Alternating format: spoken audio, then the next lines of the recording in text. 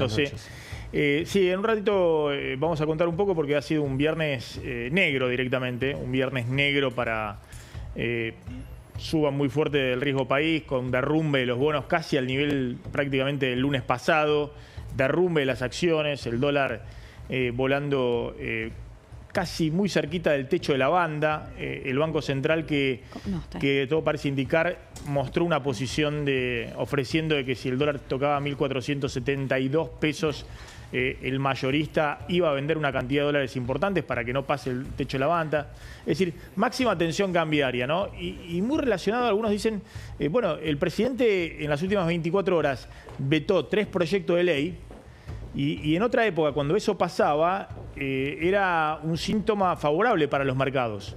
Hoy el presidente veta y la reacción es muy negativa. Claro, pero ¿qué está viendo el mercado ahí? Es muy interesante lo que decís, porque el mercado también quiere que el proyecto sea sustentable y lo que está viendo es que la Casa Rosada no le termina de encontrar la vuelta a un diálogo más amable con los gobernadores. Se siguen tirando por un lado con una ley y por el otro lado te devuelven un veto y la verdad es que tiene un futuro incierto todo esto. Sí, exactamente. Están pidiendo que el gobierno recomponga la gobernabilidad. Ahora van a ver cómo en un ratito vamos a contar cómo Caputo también ya habla de la gobernabilidad, porque esa es la palabra que hoy se está mencionando en todos lados. Cómo hace el gobierno para recomponer la gobernabilidad. Esto es la relación con los gobernadores, la relación con el Congreso y de alguna manera la ratificación del equilibrio fiscal, sin generar un desorden absoluto en la política y en la sociedad, ¿no? En un ratito vamos a hablar del Garrahan, de las universidades, marchas previstas para la semana que viene, y los gobernadores que se le plantaron del otro lado al presidente, que dice que va a dialogar, pero en primera instancia lo que hizo es vetó. Le sumo eso al tema españolo, y por eso Luis Gasulla en este momento... ahí ha habido novedades importantes. Quisiera que me pongan ahí en cuadrado el tema. Luis. Bueno, fundamentalmente que encontraron dinero que no estaba declarado, por lo menos que no estaba declarado en la anterior declaración jurada. Hay que ver si Españolo logró juntar o recibió una herencia desde el momento en el que cierra la anterior declaración jurada hasta la actualidad. $80.000 en una caja de seguridad. En ese contexto renuncian sus abogados por motivos personales, sus 2 abogados defensores, y Españolo hoy fue protagonista de otro allanamiento en su domicilio particular, o por lo menos un domicilio familiar, en un country de Pilar. Yo te digo, a esta hora se habló mucho de una posible declaración como imputado colaborador. Yo te lo digo, eso lo veo, se los digo, muy frío. Españolo, hasta no ver exactamente de qué se lo acusa, qué hay en el expediente, no va a tomar ningún tipo de decisión. ¿Por qué avanza el fiscal allanando? ¿No? Porque la noticia ahora, la última noticia era allanaron propiedades de Españolo y encuentran los $80.000 sin declarar. Banco, sí. Pero la pregunta es ¿por qué avanza en este sentido el fiscal con autorización del juez? Y porque el fiscal evidentemente hay secreto de sumario hasta el jueves de la semana que viene. Seguramente el fiscal está manejando algunas puntas, algún tipo de información que no le cerraría el patrimonio a Españolo y evidentemente algún dato lo tenía de manera certera porque fueron a allanar en un banco y se encontraron con $80.000 que en la declaración jurada no están. Maxi, hay otra cuestión también acá. Es probable que que el fiscal sospeche que Españolo es parte del problema también, ¿no? Totalmente. Es parte del circuito, porque en los audios se lo ve a él casi como una víctima denunciando sin querer a otras personas. Evidentemente la justicia tiene la sospecha de que él también era una parte activa de alguna manera en este posible circuito delictivo. Y Fernando Cerimedo, que es un hombre que en su momento fue clave en el armado de Milei, fue el fundador de La Derecha Diario, el hombre que muchos llamaban el jefe de los trolls del oficialismo, él permanentemente lo desmentía y tengo entendido que en algún momento se abrió del gobierno, pero un hombre que ha encarado toda la primera parte de la campaña de Milei y la primera parte del gobierno. ¿Es verdad que salió directamente a ratificar que Españolo le había dicho a él más o menos lo mismo que dice en los audios, que había corrupción, que había coimas, que el 8%, que el 3%, que los Menem, que Karina Milei? Sí, eso lo declaró en la justicia. La pregunta es ¿por qué Cerimedo lo hizo? ¿Por qué? Cerca de Cerimedo dicen, ¿y pero qué crees? ¿Que caiga en la figura del falso testimonio? Yo tenía que contar lo que sabía. ¿Y por qué pasó esto? ¿Por qué lo citó un fiscal? Porque anteriormente él lo dijo en una declaración radial. Ahí está la pregunta, ¿por qué lo contó en radio? Claro. ¿Fue un mensaje a Españolo o fue un mensaje al gobierno nacional, el de Cerimedo? Hay un dato que esto habla de una gran también interna, o una más en el gobierno de Javier Milei. La número 2, durante un año y pico de la Agencia Nacional de Discapacidad, fue la mujer de Fernando Cerimedo, que estaba encargada del presupuesto, Natalia Basil, que fue una de las personas que auditó las pensiones que se dieron casi como caramelos durante el gobierno de Alberto Fernández, que pasaron y se aumentaron en 300.000 pensiones por discapacidad. Y esa persona se fue, la mujer de Cerimedo, muy mal, enfrentada con Españolo. Españolo decía que querían quedarse con su cargo, pidió la cabeza de la mujer de Cerimedo, la reubicaron en otra empresa pública, en AISA, pero se fue mal.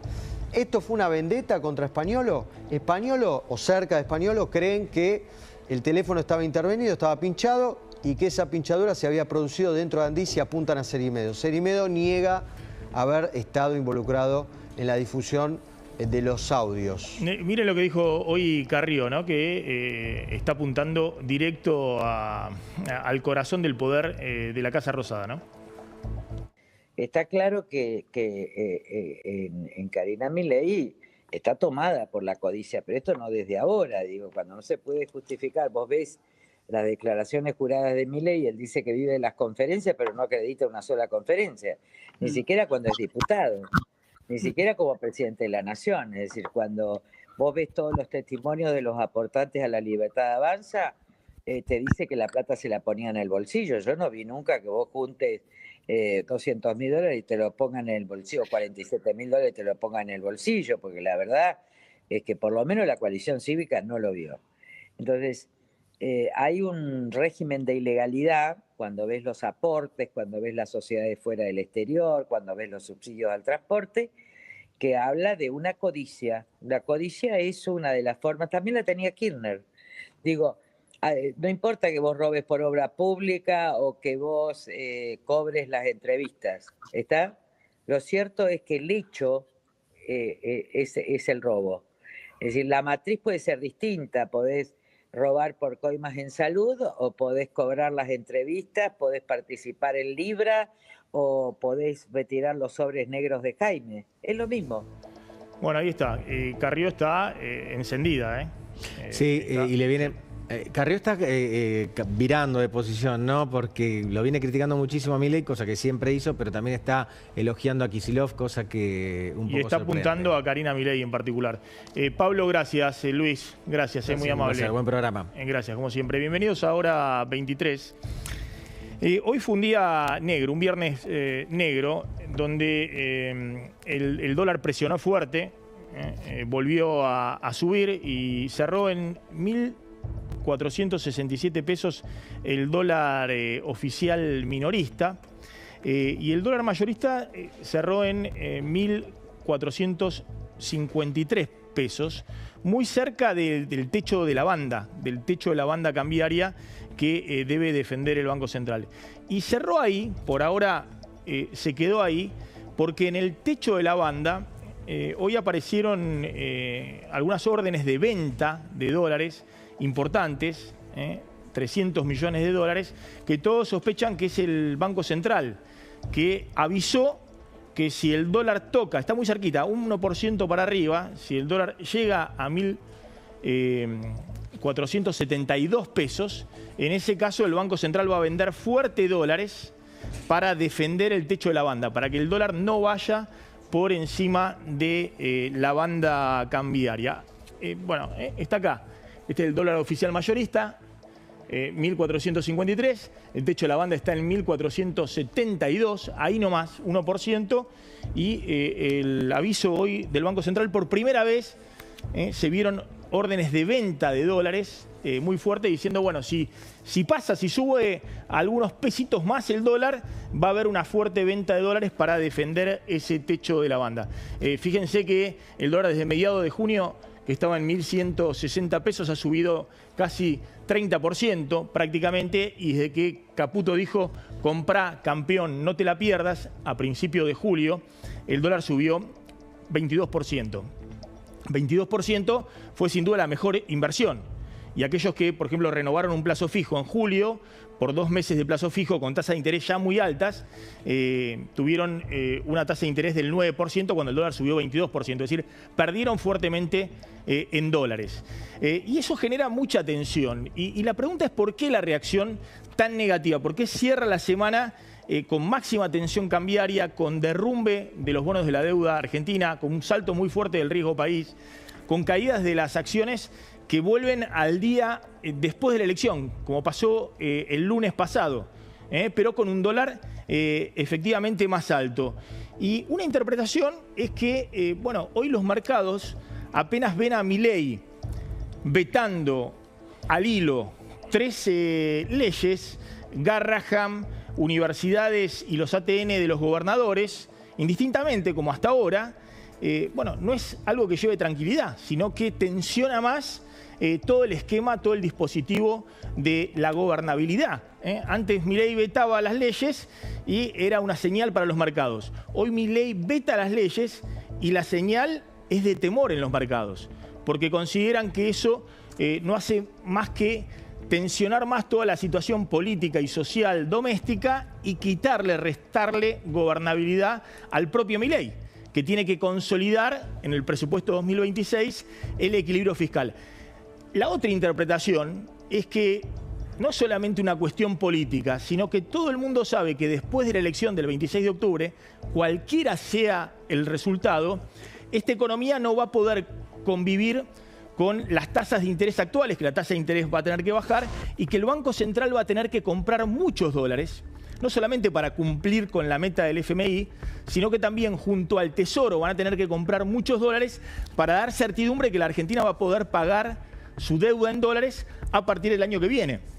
Y si efectivamente todos están con la certidumbre de que después de la elección del 26 de octubre la tasa de interés va a bajar y que va a haber una compra muy fuerte del Banco Central y del Tesoro de dólares, todos saben que el dólar va a subir y que el techo de la banda después de la elección tiene que o subirse o desaparecer para que efectivamente de alguna manera la Argentina pueda recomponer su economía real con una tasa de interés más baja y su acumulación de reservas en el Banco Central para dar certidumbre de que no va a volver a caer en un default. En ese contexto, lo que se diluye es la idea que tenía hasta ahora el gobierno, que tenía un resultado electoral positivo y eso le solucionaba todos los problemas económicos. Bueno, no se pudo comprobar el 7 de septiembre pasado porque el gobierno perdió por 14 puntos en la provincia de Buenos Aires, pero muchos hacen la misma pregunta. ¿El gobierno está ahora apostando de nuevo un pleno, tratando de frenar el dólar a tener un buen resultado electoral el 26 de octubre? Y algunos dicen, más allá de cuál sea el resultado electoral, obviamente si el resultado electoral es negativo, es una olla a presión que puede significar una catástrofe después de la elección, pero aún si el resultado electoral fuera positivo, efectivamente el gobierno destraba esta situación de máxima tensión, que faltan dólares en la Reserva del Banco Central, que hay una tasa de interés elevadísima, que la economía se está enfriando aceleradamente. Fíjense Caputo cómo, a diferencia de lo que venía diciendo hasta ahora Milei y el propio ministro de Economía, ya no dicen arrasamos en la elección de octubre, se derrumba el riesgo país y la Argentina va a una situación donde se resolvieron todos los problemas económicos. Mirá. En algún punto yo disiento un poco con la visión esa política de... esta es una visión particular mía. Yo creo que se sobredimensionó mucho el tema de las elecciones provinciales, y no lo digo ahora, me acuerdo cuando viajamos con el presidente ahora a Los Ángeles, se lo comenté a los dos periodistas que estaban abajo y todavía no habían pasado las elecciones.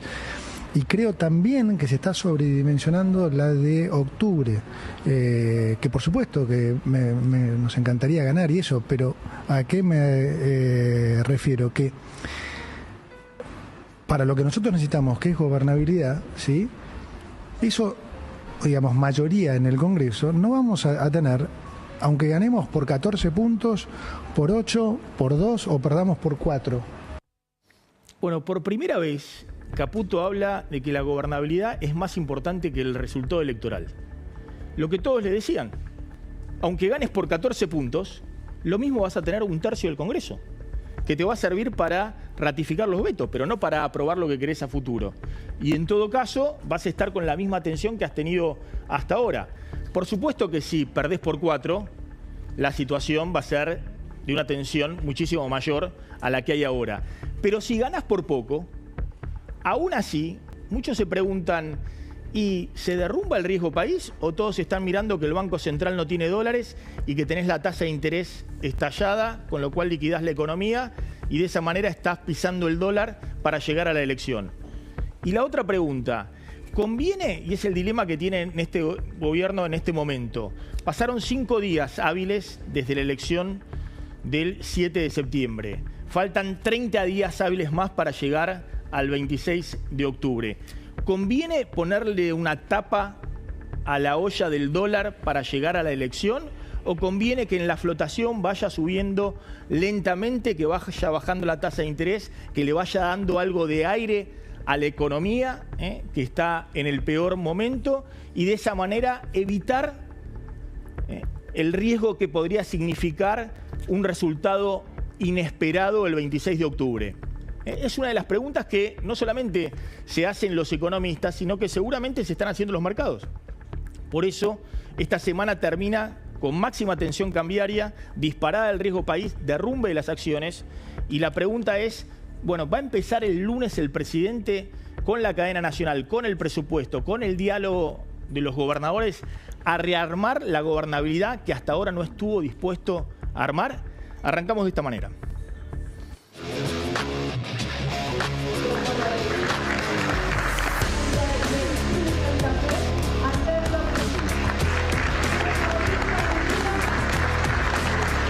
Que va a marchar a paso firme para poner el próximo presidente de la República Argentina. No llega a fin de mes, se están perdiendo puestos de trabajo. Y Provincia Unida va a ayudar a la construcción de una Argentina menor. Pero...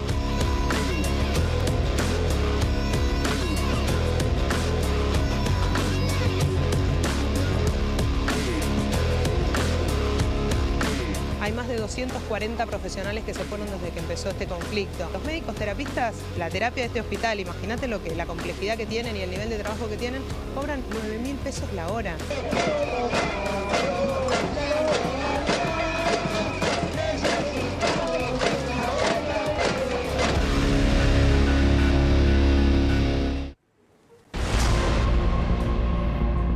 Bueno, ya estamos con Delfina Galarza, se suma Carlos Germano. Está el doctor Mauro García del Garrahan, médico pediatra. Está el diputado Esteban Paulón y el diputado Agos Carreño, que los dos han pedido una sesión especial el miércoles próximo para tratar los vetos del presidente Milei en las últimas 24 horas.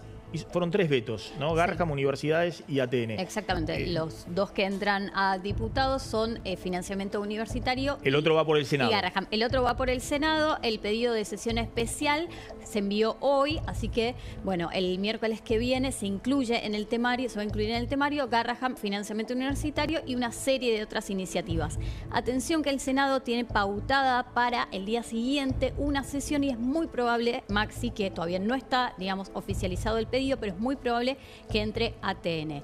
Ahora, toda la expectativa está puesta en diputados. Claro, todos van a ver el miércoles.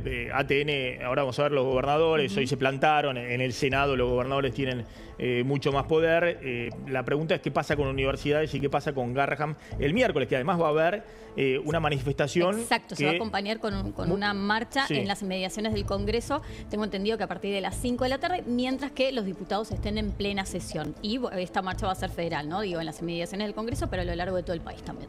Ustedes están esperando ya, Paulón, diputado Carreño, están esperando ya tratar los vetos y podrían ser rechazados, no sabemos si los dos o alguno de los dos, ya el próximo miércoles. Sí, el miércoles si logramos el quórum, y hay que lograr 2/3 para habilitar el tratamiento, entendemos que el quórum estaría, porque la mayoría de los diputados y diputadas y los gobernadores también, sobre todo en tema de salud pediátrica, Garrahan y en universidades, se han expresado a favor de insistir con la legislación, así que creemos que está todo encaminado. Comienza la sesión o comenzaría con estos temas, después hay una serie de decretos delegados, decretos de necesidad de urgencia y los emplazamientos, Maxi, porque para las lo hemos comisiones, hablado, ¿no? Claro, porque lo hemos hablado tantas veces, el Congreso funciona a los empujones, ¿no? Hay que ir a una sesión, emplazar a las comisiones, hay muchos temas pendientes importantes y bueno, también tenemos esa posibilidad en la sesión, pero entiendo que está encaminado, por supuesto, haciendo los últimos números finos. Somos optimistas de que finalmente esa marcha federal universitaria y de la salud pública Paulón nos ayuden es diputado del socialismo. Socialismo, sí. De Santa Fe. Y actualmente candidato a senador por la Ciudad de Buenos Aires. Y Agos Carreño es diputado de Republicanos Unidos de Córdoba. Soy el presidente del PRO de Córdoba, pero estoy en el bloque de Pichetto, Encuentro Federal. Sí. que es Encuentro Federal. Perfecto. Y va a ser un bloque clave el miércoles que viene para discutir este tema. ¿Están los 2/3 para debatir los vetos presidenciales el miércoles? Bueno, lo que hemos hecho fue ordenar la sesión y por eso nos hemos demorado hasta hoy. Delphi me preguntaba toda la tarde cuándo metíamos la nota, producto de que teníamos que negociar un tema muy complejo porque está trabado el Congreso, hay muchísimos temas y hay muchas presiones para poder llegar a los números, de meter la cantidad de temas necesarios para que no se caiga la sesión y al mismo tiempo para que podamos llegar a esos números. Lo cierto que en temas como las universidades, la vez pasada tuvimos a solo 2 votos de lograr los 2/3, tuvimos 158, necesitamos 160. Hoy lo que hicimos fue estructurar la sesión de la misma forma que estructuramos las 2 sesiones pasadas. Esto es muy importante porque ya le encontramos, digamos, un mecanismo para sortear, conseguir quórum y después tener los 2/3. Va a ser clave el rol de PRO y de la UCR, como viene siendo en las sesiones anteriores. ¿Qué diálogo hay con ambos bloques? Digo, porque van a definir lo que se juegue el miércoles. Bueno, tenemos bastante diálogo. Por ejemplo, hemos conseguido en el transcurso de la tarde que el diputado Cobo firme la nota junto con esa charla. La nota de llamado de sesión. El llamado de sesión, que eso es importante porque demuestra que estamos trabajando con ellos y se suma en charlas que venimos teniendo con diputados radicales, algunos que bajarían, darían quórum y votarían. Lo mismo con diputados del PRO. Me interesa un poquito el análisis que tienen y la opinión de todos y la información que puedan tener de por qué el presidente, que va el lunes en cadena nacional a las 5 de la tarde a anunciar el envío del presupuesto como corresponde el 15 de septiembre del proyecto de presupuesto nacional al Congreso y donde se va a disponer los ingresos y gastos del año próximo y se va a discutir obviamente con toda la fuerza política. El gobierno no tiene mayoría política y tampoco la va a tener después del 10 de diciembre y obviamente todas estas leyes son para gastos ya a partir del año que viene, fundamentalmente, porque queda un trimestre nada más hasta que se aplique.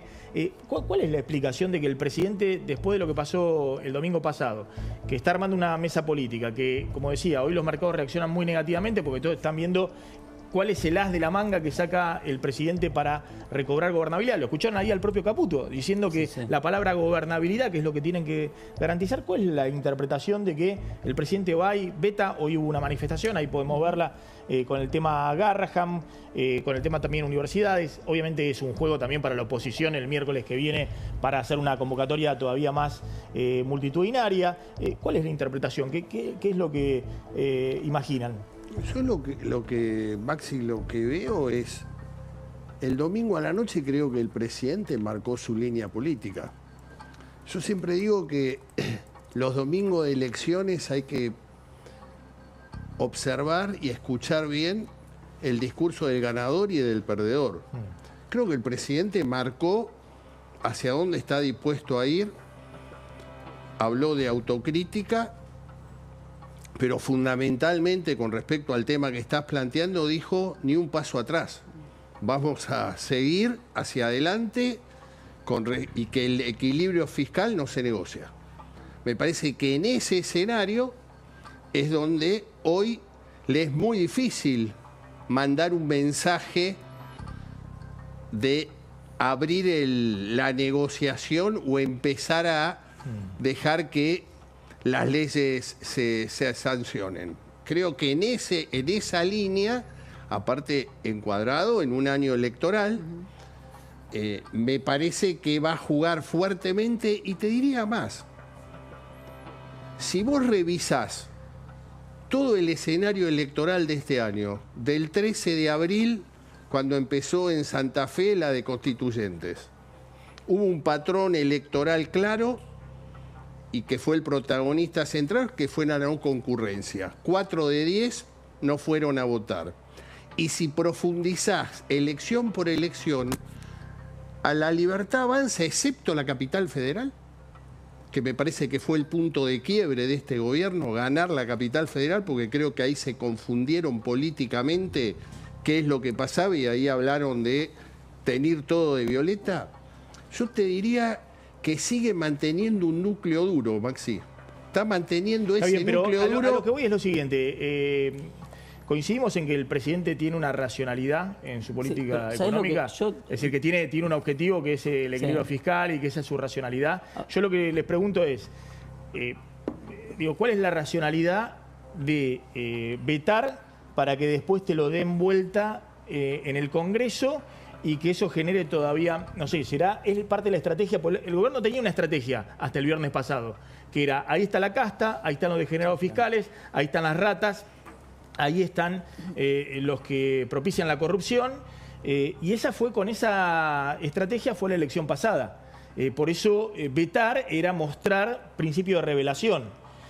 Ahora es más complicado, porque si vos no llegás a fortificar tu política fiscal, negociar el presupuesto, hay quienes dicen que el gobierno va a presentar en el proyecto de presupuesto 2026 todo un rediseño de la obra pública. La obra pública está 10% de ejecución de lo que era en 2023, 2024, 2025. Está en el nivel del 2002. Nunca la obra pública estuvo tan paralizada en todas las provincias. Algunos creen que también es parte de la derrota electoral en algunos distritos claves en el conurbano. Digamos, no hay obras financiadas por el gobierno nacional. El gobierno va a poner eso sobre la mesa, que es parte de la negociación del presupuesto 2026. Pero por otro lado, veta. ¿Por qué? Va a la confrontación, quiere negociar con los que le tienen una mano. Dos cuestiones de eso. Primero, las dudas que me generan la real convicción del gobierno de aprobar un presupuesto este año. O sea, creo que al gobierno lo que más cómodo le queda es un tercer año con un presupuesto prorrogado. Lo que sería muy grave, porque el Fondo Monetario Internacional, hasta el propio Fondo Monetario Internacional, le ha pedido al gobierno que apruebe un presupuesto.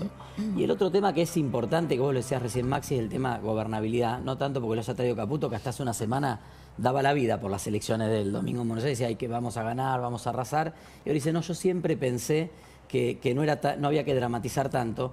La verdad es que dinamita todos los puentes el gobierno. Cuando el gobierno termina esta semana sin una foto de los 24 gobernadores, solo pudo juntar 3 en una foto con funcionarios del Ministerio del Interior, muestra también una debilidad para la construcción de esa gobernabilidad. Mostremos, por favor, la foto ahí de la nueva mesa política con Guillermo Franco, Santiago Caputo y Lisandro Catalán, el flamante ministro del Interior, con Cornejo, con Estero y con Frigerio, que son los 3 gobernadores. Falta un nombre, Falta un nombre.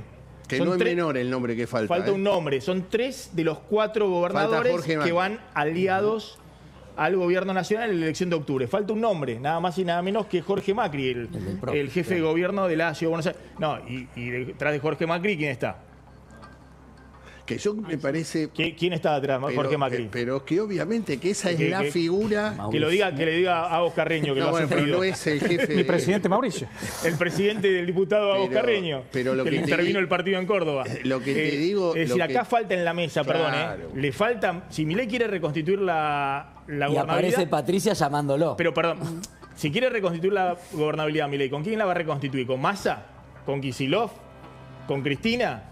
No, tiene que buscar a los gobernadores, a Macri, a Puyaro, a Yarlora, Maxi, a los gobernadores que lo ayudaron el año pasado a aprobar la ley bases y otros proyectos. Hay otro dato. Si vos analizás la elección de la provincia de Buenos Aires del último domingo, lo de Macri es esencial. Una foto Macri-Milei no quiere decir que esto revea un escenario electoral, pero que sí lo necesita más que nunca, no tengan ninguna duda. Hoy pasa a ser una de las figuras, junto con Cristina Kirchner, ejes esenciales para generar gobernabilidad. Esta era la foto de ayer, que era la foto con los amigos, era la misma foto con los que ya estaban, pero puestos en una nueva mesa. En Córdoba había más gobernadores, ¿no? Claro. Si va a comparar, y esta la rural de Córdoba es más poderosa que la Casa Rosada. Esta es la foto de hoy. Esta es la foto de hoy del encuentro de Provincias Unidas en Río Cuarto, con Yarlora, el gobernador de Córdoba, con Puyaro, el gobernador de Santa Fe, con Schiaretti, el diputado Valdés estaba nacional, con Eduardo Valdés, el gobernador de Corrientes. Sí, y Carlos Sadir, que también lo vemos en una punta, de Jujuy, ¿no? De Jujuy.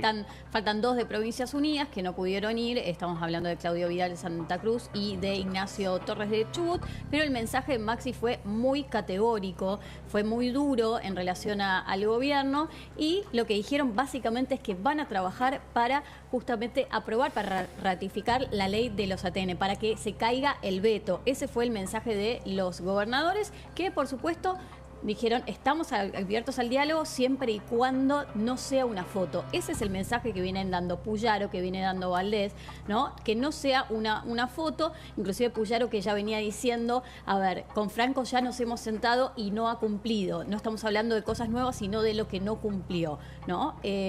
Recién te sumo algo más, veíamos 3 gobernadores con los que ya se reunió Casa Rosada, hubo 2 encuentros por separado también, atención. Con Esdero, pero quedémonos acá. Con Ignacio Torres de Chubut y con Jaldo también. Sí, pero quedémonos con lo de hoy, porque me parece, a ver, veamos esa imagen de gobernadores, y está Juan Schiaretti, ¿no? Que es el candidato a diputado nacional de Yarlora en Córdoba.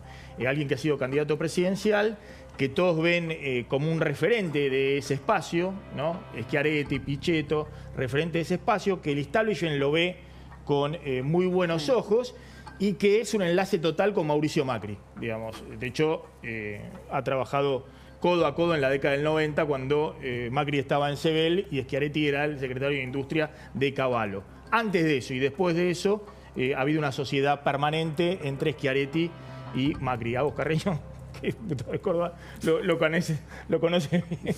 Lo sufrí bastante. Y la dificultad que ha tenido de armar el PRO en Córdoba, cuando, por otro lado, Macri tenía sus alianzas estratégicas en la provincia donde más votos le dio. Fíjense lo que decía Puyaro, el gobernador de Santa Fe. Nos reciben a la sociedad rural. Aquí hay un proyecto político que tiene perspectiva de futuro, que va a construir una primera minoría en estas elecciones en el Congreso de la Nación, y que va a marchar a paso firme para poner el próximo presidente de la República Argentina. Muchísimas, pero muchísimas gracias. Puyaro dice, vamos a poner el próximo presidente de la República Argentina. Lo que no sé si en el gobierno están entendiendo, pero hasta la elección pasada era la estrategia Corach con Menem. A los gobernadores los arreglo con un ATN, le tiro una obra pública, con eso negocio. Estos gobernadores se le plantan no por la ley de ATN, se le están plantando porque todo el establishment político, local e internacional, está viendo dónde está la gobernabilidad. Y el gobierno puede asentarse en estos gobernadores para transitar en adelante hasta el 2027, o puede confrontar con el kirchnerismo y con estos gobernadores. Puyaro dijo, vamos a poner el presidente, nadie sabe cuál va a ser, pero ¿cuál es la idea que tienen de estos que se plantan en el medio y que desafían directamente al gobierno cuando el gobierno está pidiéndole justamente a estos la ayuda? Bueno, ahí, en primer lugar, creo que hay un tema de responsabilidad que es de cara a 2027, que haya algo distinto al populismo de izquierda, que es el kirchnerismo, al populismo derecho, que es Javier Milei. Sí. Digo, me parece que hoy hay que celebrar que todos los racionales de la política estemos hablando, que estén hablando los distintos racionales, que haya olor a federalismo. Creo que es un armado muy interesante. Y otra cosa que decía Valdés en esa reunión es, estamos cansados de ir a la Casa Rosada y que nos atienda un 4 de copa, en el sentido, nunca nos atiende el presidente. Hoy hubo un un gobernador que tuvo la suerte de tener una foto con el presidente y creo que esa es la dificultad que están teniendo. No hay diálogo, nadie le cree ya al gobierno, menos los gobernadores, porque le prometen una y otra vez las cosas. Nosotros todavía tenemos en la Cámara de Diputados la ley del impuesto a los combustibles líquidos, está la de ATN que está ingresando por el Senado. Bueno, veremos si nosotros el 24 y el 18 del Senado tenemos que dar un paso adelante y para eso va a tener mucho que ver qué hace Javier Milei con el presupuesto. Si el presupuesto, él va a priorizar lo comunicacional, a realmente consensuar con las provincias, con los jubilados, con el Garrahan, con las universidades. Bueno, ahí lo veremos. Me parece que hoy la pelota la va a pasar a tener Javier Milei, va a tener que él, junto con el gobierno, convencer a los gobernadores, a los diputados, a los senadores para que esto salga y creo que es absolutamente necesario. Yo no veo que tenga un fácil gobierno por delante en la medida que no se apruebe un presupuesto. A ver si hay otras declaraciones. ¿Quién está ahí? Yarlora, está Schiaretti. ¿Quién está de la reunión de hoy? Mientras tanto, tenemos por el otro lado un mensaje, digamos, un posteo que hizo el ministro de Interior, Lisandro Catalán, en relación a una foto de hoy que tuvo, yo te lo mencionaba recién, con Osvaldo Jaldo en Tucumán. Recordemos que Lisandro Catalán fue ayer a Tucumán a participar del acto de campaña con Martín Menem y Karina Milei, y hoy lo que dice es: participé del acto de inauguración de la 60ª edición de la Expo Agroganadera. Bueno, junto a funcionarios nacionales y provinciales, también, dice, conversé a solas con el gobernador de la provincia, Osvaldo Jaldo, ¿no? En un gesto bueno, podríamos decir de distensión. A ver, la realidad es que Jaldo, si bien, bueno, es opositor, había funcionado como un aliado hasta, te diría, en el último mes de la Casa Rosada, pero por el tema electoral, Catalán de hecho es el que impulsa la lista, digamos, en Tucumán. Bueno, ahí... Pero perdón, ayer estuvo Karina Milei en Tucumán, claro, diciendo que Catalán era el candidato y que iban a ganar en... Claro, y Jaldo dijo que al gobierno lo iban a sacudir por todos lados y que no le iban a dar nada. Sí, y ahora vemos esta foto, ¿no? En un intento de, podemos decir, de acercamiento. Y en la semana hubo un encuentro con el ministro de Economía de Tucumán, sí, en el Ministerio de Economía de la Nación. También. Bueno, a ver, ¿qué decía Yarlora? Un valor sagrado de la medicina, un orgullo nacional. Me van a decir que no pueden defender a Garrahan. Si no podés arreglar a Garrahan, no podés arreglar a Garrahan. Algunos están hablando de los vetos. Están todos los periodistas preguntando. Nosotros no nos vamos a mover de la huella, porque nosotros sabemos en el interior. Yo también, Maxi, como vos, ni hablar el gringo y los que estamos acá, si tuvimos la posibilidad de estudiar, es porque la Universidad Nacional, la gratuita, nos dio la posibilidad a la pública de tener un título universitario. Si no, y la mayoría de los que están acá también, los que somos del interior, que nuestros viejos de pedo nos podían pagar una pensión o un departamento de 4 para poder estudiar. Bueno, ahí estaba Yarlora. Ya vamos a hablar de Cristina, los diputados, la tensión con Kicillof, pero está con nosotros el doctor Mauro García, que es médico pediatra del Garrahan. Hoy hubo una marcha, ¿no? Un ruidazo. Sí, bueno, está el hospital de paro y después a la tarde... Sí, en realidad se corta en un segmento mañana, pero después del turno de la noche, porque la expresión es para los franqueros, que son quienes trabajan durante el fin de semana, para que puedan manifestarse. Y después estuvo la marcha en conjunto hacia la Plaza de Mayo, y ya ayer estuvieron los rectores de la universidad charlando con nosotros, porque, bueno, un poco la idea, y estábamos esperando que el Congreso definiera un poco la fecha, hacer una manifestación apoyando esto y tratando de que se caiga el veto del presidente. El miércoles que viene. Exactamente, cuando trate diputados. Salió el gobierno, algunos dicen que fue la jefa de prensa del Garrahan, alguien que identifican con Santiago Caputo, salió con un comunicado en off. Sí. Exactamente. Hay varias denuncias sobre, entiendo que es la directora de comunicación del Garrahan, que salió con un, digamos, con una comunicado. Panfleteó. Exactamente, que lo que decía, entre otras cosas, es que algunos de los, digamos, los médicos especialistas no cobraban menos de, creo que un sueldo de 2,4 millones de pesos en mano, y que el hospital no estaba en una emergencia. No bueno, sé si esto es así. Justo estábamos en la conferencia nosotros ayer y nos preguntaron y empezó a circular esto, y la verdad que causó bastante indignación, digamos. digamos, porque hoy contaba, porque de hecho a los 2 minutos aparecieron los recibos de sueldo y una médica, pediatra, oncóloga de 11 años de trabajo en el hospital cobra 2 millones de pesos. Entonces, primero no firman, pasó por donde estaban los periodistas. No fue un comunicado oficial. No, dice en off, pero entregado en mano por ella, digamos. Como una especie de operación de prensa, les pasamos esta información, pero... Exactamente. Digo operación de prensa porque puede haber fuentes en off, pero si es una funcionaria pública que está dando información pública de hecho, después sobre el caso apareció del Garrahan, perfectamente el gobierno puede, el Ministerio de Salud, firmar un comunicado, decir los médicos del Garrahan ganan tanto. Igual, Maxi, desde que hace 18 meses vienen diciendo exactamente lo mismo. Las redes del hospital, si vos ves, muestran lo que hacemos diariamente, digamos, que son la cirugía, los trasplantes, que eso lo hacemos y creo que lo hacemos hace un montón de tiempo. Pero en esas mismas redes pasaban comunicados del Ministerio donde nos decían ñoquis, donde nos decían que éramos disturbios cuando nos manifestábamos y decíamos lo que teníamos que decir. Entonces, están siendo, por lo decirlo así, coherentes con lo que ellos hacen. Pero obviamente el hospital sigue en esta situación crítica y la verdad que va pasando el tiempo y estamos muy preocupados. Por eso hicimos todo este trabajo junto con los legisladores. Y bueno, el día la que preocupación principal es sueldos y profesionales que se terminan van, yéndose. Se desarman equipos que han tardado un montón de tiempo en formarse. O sea, es decir, el recurso humano es lo más valioso en el Garrahan. Es que esto es en cualquier lugar, pero en el Garrahan, donde llegan los pacientes más críticos, más difíciles, donde tenemos tecnologías que en general requieren mucho entrenamiento para poder hacerlo, se dejan desarmar los equipos y la gente se está yendo. Esa es la preocupación.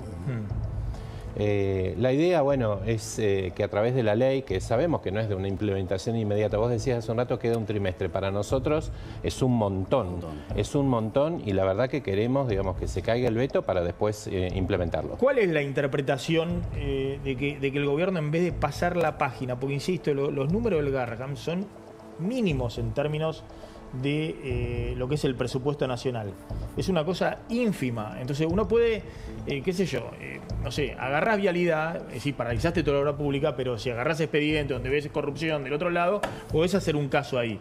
Pero ir a chocar justo con el Garrahan, aunque están todos los gobernadores, que obviamente toda la familia de todas las provincias le dicen, bueno, a ver si podemos trasladar a los chicos en peor situación al Garrahan. ¿Cuál es la idea de la estrategia, la genialidad política del presidente de seguir confrontando en vez de decir, bueno, lo discutimos, presupuesto 2026, están los fondos, pero vamos a recortar en este otro lado? Yo creo que son dos cosas, Maxi. Una, que somos salud pública de excelencia. Somos el mejor jugador de salud pública pediátrica en Hay una cosa conceptual. Este país. Exactamente.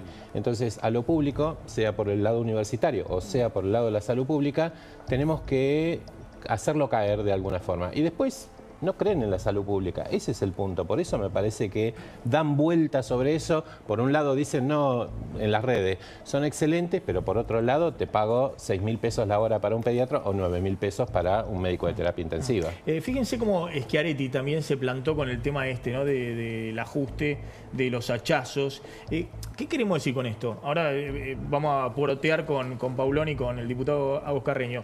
El gobierno tiene que sumar a los que están en el medio y que lo acompañaban el año pasado. El gobierno tenía 160 votos en diputado el año pasado y ahora está puchereando 83, 85 votos para frenar un veto. Algo pasó en el medio.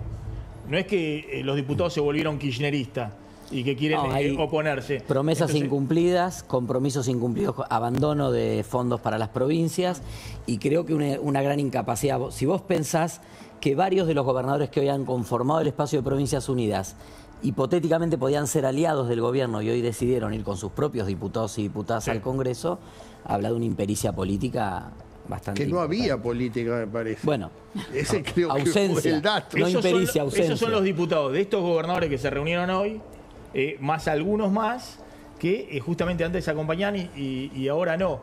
De hecho, los gobernadores de Córdoba, algunos han acompañado durante buena parte del año pasado. ¿Está ahí Schiaretti?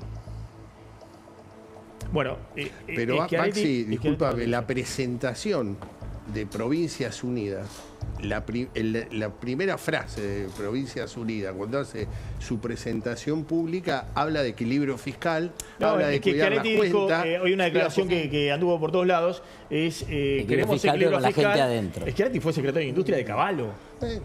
Digo, más allá de que haya sido montonero en los 70 como Patricia Burrich, que también era montonera. Digamos, cada uno hace su trayectoria. Cuenta su parte. Se va mutando, digamos, ¿no? Está Pablo Goldín. Pablo, gracias por atendernos, muy amable. Hola Maxi, ¿cómo estás? Bien, Pablo, hoy fue un viernes negro, suba fuerte del dólar, casi rozando el techo de la banda. Parece que el Banco Central fijó ahí una posición de venta en 1.472, avisando de que va a vender dólares si el dólar sube unos centavitos más o unos pesitos más, y al mismo tiempo derrumbe de acciones y de bonos. ¿Qué estás viendo? No, el dólar ya avisó antes de las elecciones, ya hace varios meses que desde abril el mercado cambiario entre la oferta y la demanda ha avisado de que el dólar iba para arriba, porque la demanda está marcando el pulso y la oferta corre de atrás. Antes de las elecciones, antes de que el Congreso sacara leyes aumentadoras del gasto, antes de que se armara lío con los audios. El mercado cambiario lleva una vida propia que está marcando que el dólar en la Argentina da la impresión que va para arriba. Y ahora estamos en ese dilema con un techo que fue puesto en algún momento a un valor X. Y entonces todo el mundo está mirando el techo. Lo que pasa es que para defender un techo efectivamente y con eficacia deberían pasar una de dos cosas que acá no pasan. A ver. O tenés un banco central con muchísimos dólares propios, como tiene Brasil, como tiene Chile, como tiene México, que tienen millones y millones y millones de dólares, que entonces cualquier corrida, cualquier situación, el Banco Central sale y vende lo que quiere y no le importa nada y gana las corridas, las gana contundentemente. O acá puede ser que estés seguro que no tenés muchos dólares, tenés pocos dólares, 0 dólares propios, todos dólares prestados, pero vos estás seguro que defendés el techo y defendés una situación así 2 semanas, 3 semanas, 4 semanas y termina. Por ejemplo, el 26 de octubre hay una elección. El gobierno dice, bueno, voy a tratar de defender el techo del dólar hasta el 26 de octubre. Y el 27 de octubre, por arte de magia, no hay más corrida, no hay más demanda de excedente de dólares. ¿Va a ser así o no va a ser así? ¿Y? Porque si no, ¿cuál es la lógica de defender un valor X del dólar con dólares ajenos, con dólares prestados, sabiendo que si vos gastás los dólares en el mercado defendiendo un valor del dólar, son los mismos dólares que al otro día vos tenés que ir a pagar la deuda externa? Es la misma caja. El Tesoro y el Banco Central tienen una cantidad de dólares todos prestados que están ahí puestos para ir pagando los vencimientos de deuda externa. Si vos empezás a usar todos los dólares para defender un valor del dólar, al otro día tenés que comprar y reponerlo para después poder pagar la deuda. Te hago una sola pregunta. Obviamente el gobierno espera que al haber puesto este techo en 1472 y haber dicho, bueno, ahí vamos a vender todos los dólares del FMI, y hoy hubo otro comunicado del FMI en la semana, 3 comunicados, que nadie se anime a comprar los dólares en ese nivel, porque del otro lado está el Banco Central con 17.000 millones de dólares, que es el préstamo del FMI más la liquidez del sistema bancario. Esa es una posibilidad. La otra posibilidad es que a medida que nos acerquemos a las elecciones, muchos piensen que es un dólar en oferta que pone el Banco Central para los que lo quieran comprar. Es decir, como que el Banco Central va a ser una especie de Caputo hace 2 meses cuando dijo, comprá, campeón, no te la pierdas. No, es que el dólar en la Argentina desde mediados de abril se rige por la oferta y la demanda. Es la oferta y la demanda la que va a determinar el valor del dólar. No si uno se anima, no se anima, si el Banco Central sale o no sale.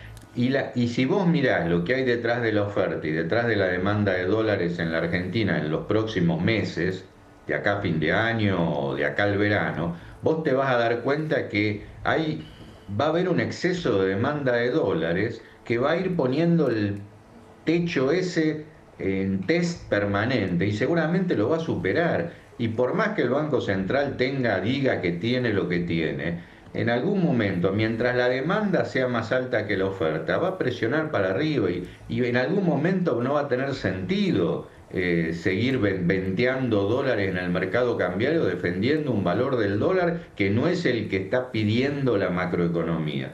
En algún momento eso va a surgir y va a salir, será un día, 2 días, 1 semana, 2 semanas. Suponete que el Tesoro de acá o el Banco Central de acá a la elección son 30 días de mercado. Vamos a supone que vende 100 millones por día, 3.000 millones de acá a las elecciones. Del Fondo Monetario, de los depósitos bancarios, de donde quiera, es lo mismo. ¿Vos estás seguro que el día 27 de octubre no va a seguir vendiendo de hace millones por día? Claro. Sobre todo, después del 27 de octubre, el Banco Central tiene que comprar muchos dólares y el Tesoro tiene que comprar muchos dólares para garantizar que la Argentina no va a caer en un nuevo default o en una reestructuración de la deuda en dólares. Pablo, muchas gracias, como siempre. Gracias por haberte conectado. Chao, buenas noches. Gracias. Chau, chau. Bueno, apareció Cristina. ¿Qué está haciendo Cristina después del triunfo del peronismo el domingo? Bueno, en principio recibió a candidatos a senadores y diputados nacionales por su espacio. Ahí lo vemos a Itay Hatman, lo vemos a Mariano Recalde, lo vemos también, bueno, ahí lo vemos a Recalde, ¿no? Con Cristina. También está Lucía Cámpora y... A ver, ¿qué es lo que los convocó? Justamente el tema del veto al financiamiento universitario. Obviamente lo vemos ahí a Cristina bastante activa, o es una de las... ¿Esa es una imagen para quién? ¿Para Milei o para Kicillof? Bueno, para los dos, ¿no? Está claro que, a ver, es un doble juego. Por un lado, ya está hablando de lo que va a suceder en la ciudad, ¿no? En el terreno de la ciudad a nivel nacional, bueno, y por el otro lado, claramente poniéndose en la cancha a nivel nacional y por supuesto con un mensaje al gobierno. Hoy hablaba con 2 intendentes y los 2 intendentes que armaron con Kicillof fuertemente me decían que la elección de octubre va a ser una elección totalmente distinta en la provincia de Buenos Aires. Y sorprendió las declaraciones de Mayra Mendoza y de Sergio Berni, los dos muy cerca hoy de Cristina, diciendo que Kicillof se equivocó al desdoblar la elección. Y lo dijeron esta semana, después de un triunfo de 14 puntos del peronismo el domingo pasado. Y uno dice, ¿qué pasa? ¿Tomaron algo? ¿Se sienten mal? Bueno, Máximo dijo que el triunfo fue de la gente. No, pero están diciendo que después de lo que ocurrió en la elección el domingo pasado, que Kicillof se equivocó en desdoblar. ¿Qué están diciendo? Están sospechando que los intendentes no van a militar la boleta de Fuerza Patria en octubre, el 26 de octubre. No militás la boleta de Fuerza Patria. Es boleta única. Claro. El 26 va boleta única. Claro, va boleta, es cierto, porque claro, bueno, está bien, pero que no van a mover, Claro, uno puede decir, bueno, si efectivamente hay un enojo muy grande con el gobierno, lo mismo el peronismo va a tener sus mismos votos. Pero ojo que muchos de los intendentes que tienen 60-70% de adhesión en sus distritos y que arrastraron sin duda, y este es el mismo argumento que da el gobierno, de que la elección del 26 de octubre va a ser muy distinta a la del 7 de septiembre. También se abre una oportunidad para los espacios por fuera de mileísmo, kirchnerismo, ¿no? Porque también hay un voto opositor, que evidentemente es una pulsión que en la sociedad está creciendo, y puede ir ese voto opositor a otros espacios que no sean efectivamente... Y no olvidemos, Maxi, perdón, que además esta aventura libertaria en la provincia de Buenos Aires, con muchas torpezas, ha llevado a que el kirchnerismo gane en lugares donde hace 33, 40 años no ganaba. En el interior de la provincia de Buenos Aires. En lugares agropecuarios que nunca estuvieron cerca del kirchnerismo. Estaba dividido el voto no peronista ahí. Ahí dividieron el voto no peronista, esto que está planteando el diputado. Ahora, ojo con este tema, porque sorprende que desde el corazón alrededor de Cristina estén diciendo que aún con el triunfo que tuvieron el domingo pasado, fue un error desdoblar la elección. Algo están viendo, algo están temiendo para el 26 de octubre, que salen a decir estas cosas que parecen totalmente incoherentes. Y es más, hay muchos intendentes que dicen, es la primera vez que no hay un solo representante de los intendentes en la lista de diputados nacionales de fuerza del peronismo. El peronismo que tuvo a presidente de la Cámara de Diputados, representante de intendente, La Matanza, Balastrini, Pierri, no tiene un solo representante en la lista. Dice, y está Grabois, están todos los chicos de la Cámpora y no hay nadie de los intendentes de Kicillof. Y todos dicen, bueno, vamos a hacer lo que Kicillof diga que tenemos que hacer. ¿Qué querrá Kicillof? Bueno, Kicillof... Un triunfo, supongo. Pero yo supongo que sí. Aparte Kicillof planteó el domingo en su alocución de triunfo su proyección nacional. O sea que está necesitando una muy buena elección en provincia de Buenos Aires. En provincia de Buenos Aires. Sí, obviamente. Gracias a todos por Gracias, haber venido, muy Gracias, amables. Controlá los costos y la gestión de tu pyme con Simple Tempo. Manejá tu facturación, compras y tesorería de forma ágil y sencilla con el mejor software administrativo contable, Tempo Software. Si tenés una pyme o sos autónomo, ingresás a simpletempo.com y elegís el plan que mejor se adapta a tus necesidades. Simple Tempo, 25 años junto a las pymes argentinas.